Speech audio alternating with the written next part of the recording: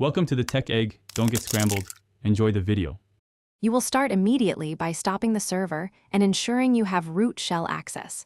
Once you have sudo or root, stop MySQL with systemctl stop MySQL or service Mysql stop.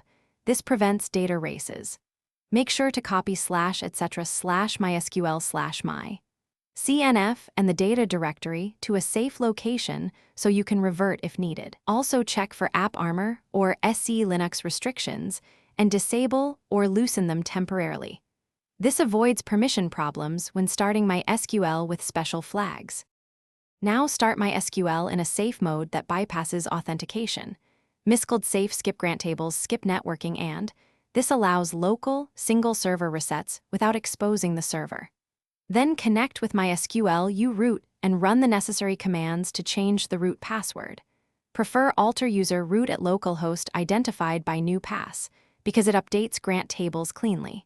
Once the password command succeeds, execute flush privileges so the server reloads authentication tables into memory. Finish by stopping the Mysql safe instance and restarting MySQL normally with systemctl start MySQL. This returns the server to production mode. Then verify by logging in, MySQL uroot p and run a simple select on MySQL. User to confirm the password change took effect. If authentication still fails, check the error log, typically /var/log/mysql/error. Log. Ensure SE Linux or AppArmor did not block startup, and confirm ownership and permissions on /var/lib/mysql and my CNF. Fixing those usually resolves the remaining issues. Thanks for watching. Consider subscribing if I helped unscramble your problems.